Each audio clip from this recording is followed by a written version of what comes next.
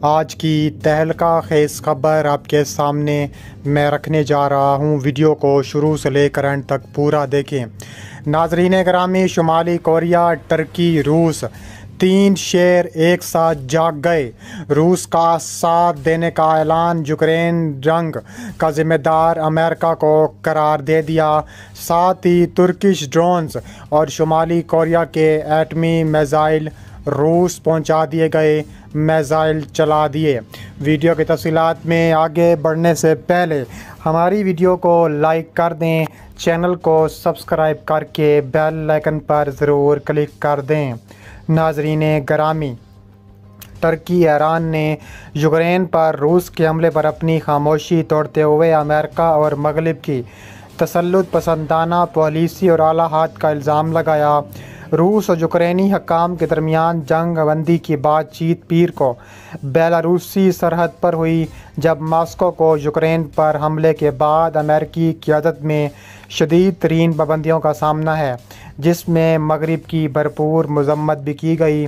रूस के हमले पर अपने पहले सरकारी बयान में शुमाली कोरिया भी मैदान में आ चुका है। उन्होंने कहा है कि मगरिब ताकत के गलत इस्तेमाल का कसूरवार है।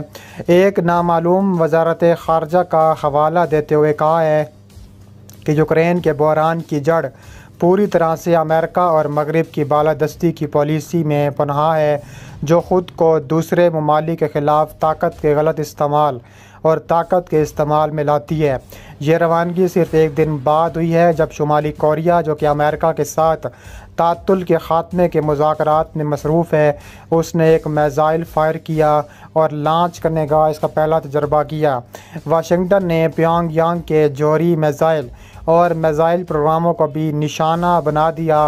रूस के साथ साथ शुमाली कोरिया को भी इबरत का निशान बनाने का अमेरिका का पूरा इरादा है।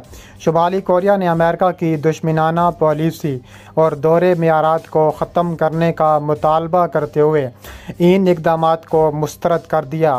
प्योंगयांग ने अपने तवील फासले तक मार करने वाले मिसाइलों और हत्ता के जौहरी हथियारों का तजर्बा दोबारा शुरू करने की धमकी दी। अमेरिका ने इस अज़म का इजहार किया कि रूस को सेमी कंडक्टर्स और इसके हथियारों की नशोनुमा और बायोटेक्नोलॉजी के लिए अहम दीगर जदीद टेक्नोलॉजी से दूर करने के लिए बनाई गई हैं। इसके अलावा कहा जा रहा है कि यूक्रेन और रूस की जंग में मज़ीद शिद्दत आती जा रही है। रूस के साथ जंग में अब तक 53,000 फ़ौजी दोनों जानिब से हलाक हो चुकी हैं, जबकि कीव में टीवी टावर पर रूसी हमले में 5 अफराद हलाक हुए। यूक्रेन की वजारत दिफा के मुताबिक रूसी अफवाज की यूक्रेन के साथ बड़े शहर में क्रूज़ मिसाइल में 10 शहरी हलाक हो गए। यूक्रेनी हकाम का कहना है कि यूक्रेन पर हमले के बाद से अब तक 53 से ज़्यादा फ़ौजी जहन्नम वासिल रूस के किए हैं उन्होंने, जबकि दारुल-हुकूमत कीव में रूसी फ़ौज के टीवी टावर हमले में 5 अफराद हलाक हुए हैं। रूस के यूक्रेन पर शदीद हमले अभी तक 1.5 साल के बाद भी जारी हैं। यूक्रेनी सूरत हाल इंतहाई कशीदा हो चुकी है। कई इलाकों में जंग जारी है। निजी टीवी जियो के मुताबिक रूसी अफवाज ने यूक्रेन के शहर ओख्तियारका में हमले किए और एक फ़ौजी अड्डा तबाह किया, जिसमें 70 यूक्रेनी फ़ौजी हलाक हुए। इसके अलावा आज रूसी अफवाज ने एक और यूक्रेनी शहर खैरसून को भी घेरे में लेकर हमला किया। अब तक वहां जंग जारी है। रिपोर्ट्स में बताया गया है कि रूसी अफवाज का बड़ा कॉन्वॉय यूक्रेनी दारुल-हुकूमत कीव की जानिब बढ़ रहा है। कॉन्वॉय की कीव की जानिब पेशकदमी की तस्दीक सैटेलाइट तस्वीर के ज़रिए की गई। रूसी फ़ौज यूक्रेन के किन इलाकों पर काबिज़ हो चुकी है? रूसी फ़ौज यूक्रेन के जिन इलाकों पर काबिज़ हो चुकी है, उसमें रूसी बमबारी के नतीजे में 11 से ज़्यादा शहरी भी हलाक हुए हैं। इसके अलावा कहा जा रहा है कि 114 फ़ौजी तनसीबात को भी तबाह बर्बाद किया है। दूसरी जानिब यूक्रेनी फ़ौज का कहना है कि रूस की फ़ौज ने दारुल-हुकूमत कीव पर दोबारा हमले शुरू कर दिए, जिसके बाद कीव में सूरत हाल अभी तक बदस्तूर कशीदा है। रूसी फ़ौज और सिविलियन अहदाफ पर गोलाबारी जारी रखे हुए हैं।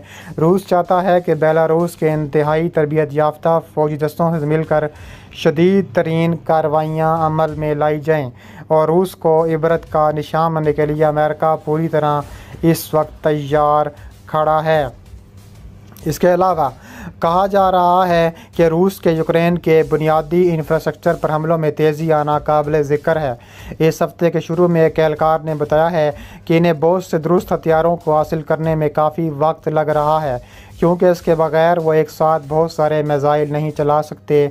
यूक्रेन की फ़ौज आने वाले मिसाइलों और ड्रोन्स को रोकने में भी काफ़ी माहिर हो चुकी है। इसके अलावा कुछ हथियार जैसे तवील फासले तक मार करने वाले K-22 एंटी-शिप मिसाइल जो इंतहाई बुलंदी से अपने हदफ पर तेज़ी से गिरते हैं, इनको रोकना काफ़ी मुश्किल है।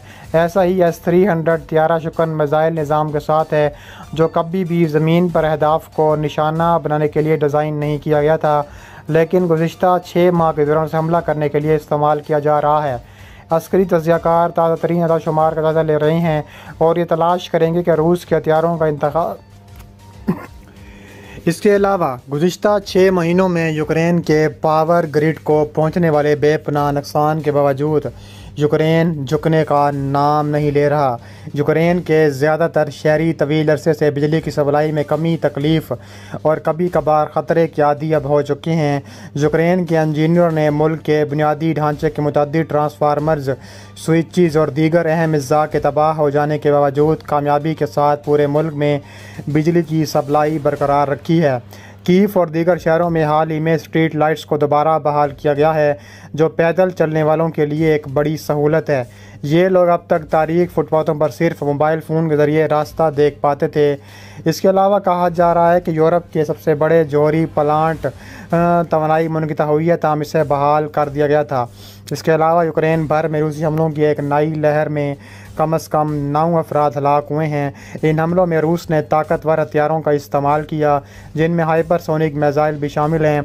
इतलात के मुताबिक रूस ने जंग के इब्तदाई महीनों के दौरान कंजाल हाइपरसोनिक मिसाइल जो फ़ज़ा में अपने दिफा की सलाहियत रखते हैं, फायर नहीं किए थे।